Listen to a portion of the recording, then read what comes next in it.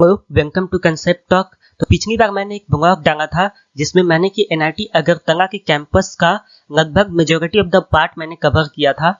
तो अगर वो वीडियो तुम्हें देखना हो तो वो लिंक मैंने डिस्क्रिप्शन में डाल रखा है, वहां जाके तुम देख सकते हो।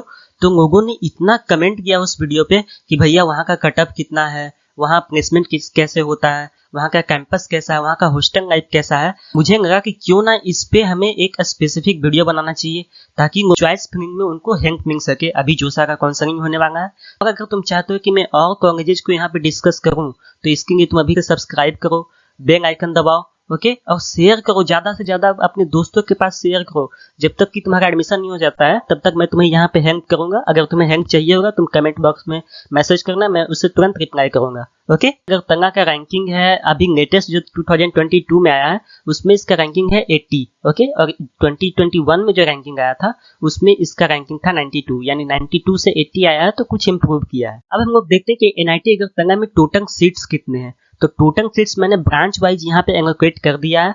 यहाँ पे भी सीट्स कितने अवेलेबल हैं। होम स्टेट के लिए यहाँ पे त्रिपुरा लिखा है, मतलब कि ये होम स्टेट के लिए सीट्स हैं, ओके। तो होम स्टेट वाले जितने भी बच्चे हैं वो यहाँ पे अपना ब्रांच देखेंगे, अपना जेंडर देखेंगे कि फीमेल है या फिर मेल है या जेंडर न्यूट्रल, वो उसके हिसाब से उनके लिए कितना सीट्स अवेलेबल है, ओके। तो मैं यहाँ पे जल्दी से इसे पास कर देता हूँ।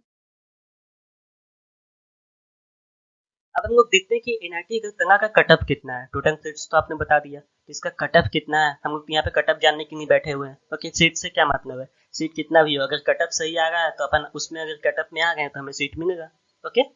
तो देखो यहाँ पे मैंने कटअप भी डाल रखा है, मैंने अदर स्टेट के लिए ही डाला है सिर्फ, और जनरल कैटेगरी के लिए स्पॉट राउंड 1 तक मैं ले रहा हूँ। स्पॉट राउंड 1 तक लेने का फायदा ये है कि अगर स्पॉट राउंड 2 में थोड़ा ज्यादा डिफिनेशन होता है, हर साल नहीं होता है, ये डिपेंड करता है, पर जितना भी डिफिनेशन होना होता है मेजोरिटी ऑफ द पार्ट में वो स्पॉट राउंड 1 तक ही होता है। तो मैंने यहाँ पे स्पॉट राउंड 1 तक ही लिया है कटअप, ओके। तो इसके हिसाब से तुम देखो कि अगर तुम इसके कैटेगरी में गिरते हो, इसका मतलब है कि तुम इस कॉलेज में एलिजिबल हो, इस कॉलेज में आने की तुम्हारी चांसेस या प्रोबेबिलिटी बढ़ सकती है, ओके। तो तुम अपना रेंज देख लो, तुम्हें कौन सा ब्रांच में जाना है। जैसे इलेक्ट्रिकल के लिए 44,211 रैंक चाहिए, 47,609 चाहिए, ओके। तो अगर तुम्हें यहाँ तक आना है, अगर तुम इस रैंक रेंज के अंदर आते हो तो तुम डेफिनेटली इस कॉलेज में आ सकते हो। अब अपन देखते हैं ओबीसी के लिए। तो ओबीसी के लिए बायोटेक में देखो 83 के तक रैंक तुम्हारा है तो तुम आराम से आ सकते हो, ओके। वहीं अगर देख लें इलेक्ट्रॉनिक्स एंड कम्युनिकेशन इंजीनियरिंग का तो 38 के तक तुम्हारा रैंक है तो तुम आराम से आ सकते हो ओबीसी में, ओके।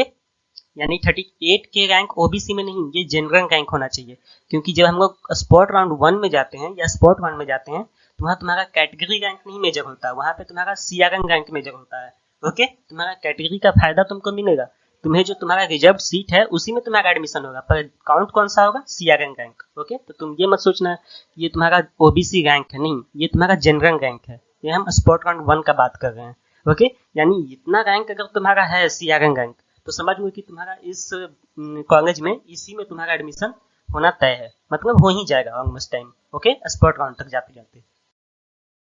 वहीं अगर अब हम लोग ईडब्ल्यूएस की बात कर लें तो उसके लिए मैंने यहाँ पे दे रखा है कि उनके लिए अगर सिर्फ इस कॉलेज में एडमिशन चाहिए तो वो अगर 86 के रैंक तक ले आए, उनको बायोटेक और बायोकेमिकल इंजीनियरिंग मिल जाएगी। अगर उनको प्रोडक्शन चाहिए तो 80 के तक ले आए, कंप्यूटर साइंस एंड इंजीनियरिंग चाहिए तो 22 के तक ले आए, उनको यहाँ पे एडमिशन मिल जाएगी, ओके। ज्यादा से ज्यादा 1000 1500 का फ्लक्चुएशन आएगा, उससे ज्यादा नहीं आएगा, ओके। तो अगर आपको सेफ एंड साइड में रहना और कंप्यूटर साइंस चाहिए तो 20 के आसपास अगर आपकी रैंक है तो आप आराम से यहाँ पे आ सकते हो, ओके। अगर वहीं हम लोग 5 इयर्स बीटेक प्लस एमटेक की बात करें ईडब्ल्यूएस के लिए तो अगर तुम्हें कंप्यूटेशनल मैथमेटिक्स चाहिए तो तुम्हें 53 के रैंक तक चाहिए, यानी 50 के तक मान के चलो कि अगर इसमें हमें सेफ एंड साइड होना है तो 50 के रैंक तक चाहिए हमको, ओके। अगर तुम्हें इंजीनियरिंग फिजिक्स चाहिए, तुम ईडब्ल्यूएस हो, तो मान के चलो तुम्हें 60 के रैंक तक होना चाहिए, ओके, वो भी स्पॉट राउंड 1 में। एससी कैटेगरी की बात करें शेड्यूल्ड कास्ट की तो उसमें मैंने यहाँ पे दे रखा है कि बायोटेक और बायोकेमिकल के लिए 1,96,000 रैंक तक चाहिए तो तुम यहाँ पे इन्वॉल्व हो सकते हो, ओके। प्रोडक्शन चाहिए तो 1,94,000, और अगर सीएससी चाहिए कंप्यूटर साइंस एंड इंजीनियरिंग चाहिए तो 96,000 तक तुम्हारा रैंक है। अगर मान लो 95,000 तक अगर तुम्हारा रैंक है, 95 के तक तुम्हारा रैंक है, अगर सेफ एंड साइड लिया जाए तो तुम यहाँ पे सीएससी में इन्वॉल्व हो सकते हो। अगर स्टेट से हो कंप्यूटेशनल मैथमेटिक्स में इन्वॉल्व होना चाहते हो तो तुम्हें लगभग 1,26,000 रैंक आना चाहिए, यानी 1 लाख से अगर तुम्हारा ऊपर रैंक है और तुम एससी हो स्टेट से हो, कंप्यूटेशनल मैथमेटिक्स में आना चाहते हो, तो तुम्हें कितना रैंक आना चाहिए? 1 लाख के आसपास। ओके, वहीं तुम इंजीनियरिंग फिजिक्स का यहाँ पे नहीं दिखा रहा है क्योंकि जितने भी सीट्स थे वो भर गए अब तक आते आते। ओके, तो यहाँ पे तुमको 1 लाख के आसपास इसमें भी रैंक लाओगे तो मिल जाएगा, आराम से मिल जाएगा। ओके, अगर तुम SC हो और अदर स्टेट के हो। शेड्यूल ट्राइब में हमें बायोटेक और बायोकेमिकल इंजीनियरिंग के लिए कितना चाहिए? 2,57,000, यानी 2,50,000 के आसपास भी है हमारा रैंक, तो हम ये मान सकते हैं कि हमें बायोटेक और बायोकेमिकल मिल सकता है। ओके, अगर हम लोग CSE की बात करें तो CSE में यहाँ पे सीट खाली नहीं है ST रैंक के लिए, क्योंकि ST की कैटेगरी के जितने बच्चे होंगे, जितने सीट वहाँ पे होंगे वो सारे भर गए होंगे।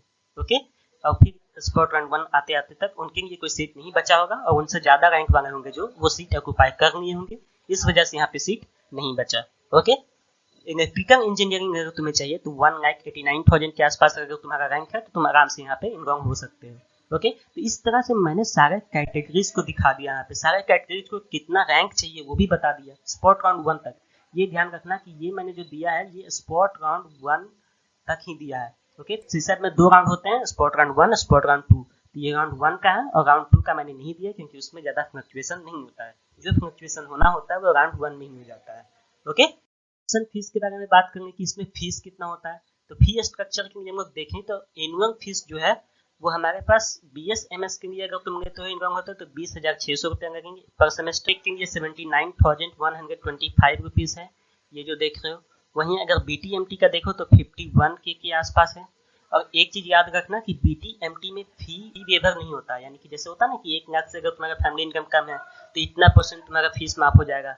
BT-MT में अगर तुम इनकम लेते हो यानी बीटेक प्लस एमटेक में, तो वहाँ तुम्हें कोई फी वेवर नहीं होगा, वहाँ तुम्हें पूरा फीस जमा करना होगा जितना लगता है। ओके, वहीं अगर तुम बीटेक में जाते हो तो बीटेक में ये प्रेफरेंस है कि तुम वहाँ पे अपना फी वेव करवा सकते हो। अगर तुम्हारा फैमिली इनकम 5 लाख से कम है या 1 लाख से कम है तो वहाँ पे तुम अपना फी कम करवा सकते हो। ओके, वहीं अगर तुम BS-MS में इनकम होते हो तो वहाँ पे 20,600 रुपये लगते हैं। ओके, तो यहाँ पे मैंने ओवरऑल फीस बता दिया कि कितना लग रहा है, सिर्फ ट्यूशन फीस है, ये हॉस्टल फीस अलग लगता है। ओके, कंडीशन क्या है, मतलब जो फीस कम करवाना चाहते हैं उनके लिए क्या क्या कंडीशन है। तो 100% tuition fee waiver for SC, ST, PH student, यानी जो SC कैटेगरी से बिलोंग करते हैं, जो ST कैटेगरी से बिलोंग करते हैं और जो फिजिकली हैंडीकैप्ड बच्चे हैं उनके लिए 100% छूट है, उनको कोई फीस देने की जरूरत नहीं है। Full revision of the tuition fee general and OBC students which family income is less than ₹1 lakh per annum, यानी कि जो बच्चे जो OBC या जनरल से बिलोंग करते हैं पर उनका जो फैमिली इनकम है वो 1 लाख से कम है तो उनको कोई भी फीस देने की जरूरत नहीं है, ट्यूशन फीस देने की जरूरत नहीं है। लेकिन ये सिर्फ कहाँ पे एप्लीकेबल है? बीटेक में एप्लीकेबल है। ओके, BT-MT में एप्लीकेबल नहीं है और BS-MS में भी एप्लीकेबल नहीं है। Remission of 2/3 of the tuition fee for general and OBC students which family income is between 1 lakh to 5 lakh, यानी जो OBC और जनरल से बिलोंग करते हैं जो बच्चे और उनका फैमिली इनकम 5 लाख से कम है तो उनका 2/3 ट्यूशन फीस जो है वो माफ हो जाएगा। ओके, और ये भी किसके लिए सिर्फ एप्लीकेबल है? सिर्फ बीटेक के लिए एप्लीकेबल है। अब हम लोग प्लेसमेंट का बात करते हैं कि भैया ये सब तो ठीक है, यहाँ का प्लेसमेंट कैसा होता है ये बता दो। तो प्लेसमेंट के लिए देखो, इस साल का जो प्लेसमेंट हुआ था उसमें हाईएस्ट गया था 35 लाख और एवरेज जो पैकेज यहाँ का है वो 7 लाख पर एनम हुआ था। ओके, 80 to 100 कंपनी हर साल आते हैं। ओके, और ज़्यादा ही आते हैं, मतलब ये तो मैंने सबसे लोवेस्ट बताया है। देखो, एवरेज पैकेज से तो तुम्हें वैसे भी मतलब नहीं होना चाहिए कि तुम्हें हाईएस्ट पैकेज लेना ना, तुम एवरेज पैकेज थोड़े लेना चाहते हो कि हमें 7 लाख लेना है। तुम यहाँ पे आओगे अगर इनरोल होगे तो तुम खुद मेहनत करोगे, तुम अपना स्किल डेवलप करोगे ताकि तुम जो ये 35 लाख है तो नेक्स्ट बार जब तुम्हारा प्लेसमेंट हो तो ये 45 लाख हो या 75 लाख हो या 65 लाख हो, तुम इसे और हाईएस्ट पे लेके जाओगे ना। तुम ये सोच के किसी भी कॉलेज में जाओ तो ये सोच के जाओ, तुम वहाँ का ये मत सोचो कि अरे यार यहाँ तो 35 लाख ही होता है या फिर यहाँ पे 7 लाख ही एवरेज है। हाँ, ये तुम देखो कि वहाँ कंपनीज कैसी कैसी आती हैं और कितनी कंपनीज आती हैं, क्योंकि तुम्हारे पास अपॉर्चुनिटीज आएंगी तभी तो तुम उसको गेन कर पाओगे या उसको कैच कर पाओगे। अपॉर्चुनिटीज कैसे आती है? अपॉर्चुनिटीज जो कंपनीज आती है प्लेसमेंट के लिए तुम्हें बैठने देती है, तो ये कंपनीज हमारी अपॉर्चुनिटीज है। हमें इस बात से मतलब नहीं है कि ये प्लेसमेंट कितना गया हाईएस्ट या एवरेज, हमें इस बात से मतलब है कि कंपनीज कितनी आ रही है। कंपनीज अगर अच्छी आ रही है और ज़्यादा आ रही है तो यानी मेरा सिलेक्शन का चांसेस ज़्यादा है। तो अभी हम लोग यहाँ पे ये देखेंगे कि प्लेसमेंट स्टैट्स जो है वो ईयर वाइज क्या है। ईयर वाइज का मतलब क्या हुआ कि 2015-16 के बैच में कितना प्लेसमेंट हुआ, कितने बच्चे प्लेसमेंट के लिए बैठे और कितना प्लेसमेंट हुआ, 2016-17 में कितना हुआ। हम लोग 2020-21 तक का स्टैट्स देखेंगे और ये ऑफिशियली जो NIRF रैंकिंग होता है उसमें ये डेटा दिया जाता है कॉलेज के द्वारा। ओके, तो ये डेटा फॉल्स नहीं है, ये डेटा ऑथेंटिक है और सबसे सही डेटा है ये। तो हम लोग 2020-21 में क्या देखते हैं कि 645 स्टूडेंट्स ग्रेजुएट होते हैं। ओके, जिनके पास कोई बैक नहीं लगता है, जो किसी सब्जेक्ट में फेल नहीं होते हैं।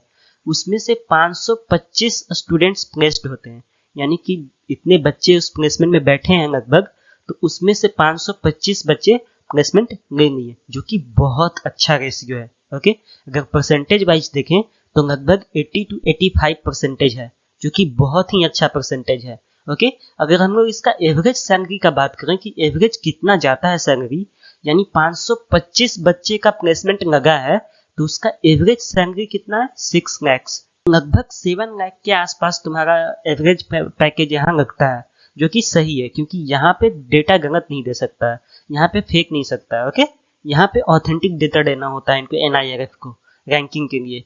तो ये लगभग 7 का एवरेज मान के चलो, और हाईएस्ट इस बार CSE में 35 लाख गया था पिछले साल। इस बार तो भी प्लेसमेंट चल ही रहा है और इस बार का भी प्लेसमेंट बहुत सही जा रहा है। ओके, तो बहुत सारे भैया जो हैं सीनियर्स, उनका 24 लाख 30 लाख 25 लाख ऐसे प्लेसमेंट लग रहे हैं अभी। कोर कंपनीज बहुत ही कम आते हैं, हर जगह पूरे इंडिया में हर जगह यही हाल है। IITs NITs या कहीं भी हो, कोर कंपनीज बहुत कम आते हैं और वो आते भी हैं तो बहुत कम को लेके जाते हैं। ओके, और बाकी जितने भी होते हैं वो IT सेक्टर में जाते हैं, वो चाहे CSE के हो या MEC के हो या केमिकल के हो। यहाँ लगभग 140-50 प्लस कंपनी जाती है। तो अगर तुम्हारे बैच में 40 बच्चे हैं, तुम्हारे बैच में 100 बच्चे भी हैं, तो अगर सब लोग एक एक कंपनी में भी अप्लाई करेगा तो सबका हो जाएगा। ओके, तो तुमको इस चीज से फाइट नहीं करना है कि मेरा प्लेसमेंट होगा या नहीं, तुमको इस चीज से फाइट करना है कि मेरा स्किल कितना डेवलप हो। ओके, बहुत सारे बंदे जो होते हैं जिनका केमिकल से होकर भी उनका CSE से ज्यादा पैकेज लगता है, वो प्रोडक्शन से होकर CSE से ज्यादा पैकेज लेते हैं, वो फिजिक्स डिपार्टमेंट से होकर CSE से ज्यादा पैकेज लेते हैं। तो तुम्हारा अगर ऑन कैंपस थोड़ा कम भी लगा तो तुम ऑफ कैंपस अच्छा उठा लोगे। ओके, IIIT अगरतला से 1.04 करोड़ का लगा है, 2 भैया का लगा है, ऑफ कैंपस लगा है, ऑन कैंपस नहीं। तो मैंने यहाँ पे तुम्हें हर तरह का ऑथेंटिक डेटा शेयर किया है, तो तुम इस चैनल को लाइक करो, शेयर करो, सब्सक्राइब करो और ज्यादा से ज्यादा लोगों तक शेयर करो। ओके, इससे अच्छा स्टैट्स और इससे अच्छी तरह से रिव्यू तुम्हें कहीं भी किसी भी चैनल पे नहीं देख सकते हो। ओके, मैंने डेटा के साथ, फैक्ट के साथ तुम्हें सारी चीजें बताई है। अब तुम अपने अंडरस्टैंडिंग के बेसिस पे तुम अपना प्रायोरिटी टेबल क्रिएट कर सकते हो, बना सकते हो अपने कॉलेजेस के प्रेफरेंस का। तो देखो, अभी तक हम लोगों ने सारा चीज समझ लिया कि प्लेसमेंट क्या होता है, फिर कट ऑफ कितना है। ओके, और फिर इसमें सीट्स कितने हैं NIT अगरतला में। उसके बाद अब हम लोग देखेंगे कि कुछ विजुअल्स देख लेते हैं इसके कैंपस का कि NIT अगरतला का कैंपस कैसा है। वैसे मैंने ब्लॉग में डाल रखा है इसका मेजोरिटी ऑफ द पार्ट, जिसका कि लिंक मैं डिस्क्रिप्शन में अवेलेबल करा दूंगा, तुम वहां से जाके उसको देख लेना। ओके, तो तुम्हें एक रफ आइडिया लग जाएगा, एक प्रॉपर आइडिया लग जाएगा कि यहाँ का कैंपस कैसा है। ओके, मैं तंगा स्पोर्ट्स कॉम्प्लेक्स, जो कि one of the biggest sports complex है किसी भी इंडियन इंस्टीट्यूट में। ओके, ये हमारा बहुत ही खूबसूरत है और बहुत ही स्पेसी एरिया, जहाँ की सारे स्पोर्ट्स ऑलमोस्ट खेले जाते हैं। ओके, तुम खेल सकते हो वहाँ पे। तो हमारे कॉलेज में शॉपिंग कॉम्प्लेक्स भी है, जो कि बहुत ही कम NITs में है। तुम कमेंट बॉक्स में ये बताओ कि तुम्हें अब और कौन सी कॉलेज की रिव्यू देखनी है तुम्हें। ओके, रिव्यू जानना है तुम्हें, ताकि तुम उस हिसाब से अपना प्रायोरिटी लिस्ट क्रिएट कर सको अपने काउंसलिंग के टाइम में। ओके, तो तुम कमेंट बॉक्स में बताना। तुम मुझे व्हाट्सएप पे मैसेज भी कर सकते हो। व्हाट्सएप मैसेज का नंबर मैंने इस चैनल के अबाउट में डाल रखा है, डिस्क्रिप्शन में भी मैं डलवा दूंगा। ओके, सो उसका तुम्हें टेंशन लेंगे ना, तुम बस बताओ कि नेक्स्ट तुम किस कॉलेज के बारे में जानना चाहते हो, इतने फैक्ट्स और इतने प्रॉपर तरीके से, ताकि तुम उसे अपने प्रायोरिटी लिस्ट में अरेंज कर सको। लेकिन उसके लिए शर्त एक ही है कि तुम वीडियो को लाइक करो, सब्सक्राइब करो। चलो, आज का अपन सेशन यहीं पे खत्म करते हैं। छोटा सा सेशन था, सिर्फ तुम्हारे मदद के लिए एक सेशन था। ओके, तो लाइक करो, शेयर करो, सब्सक्राइब करो एंड ऑल द बेस्ट।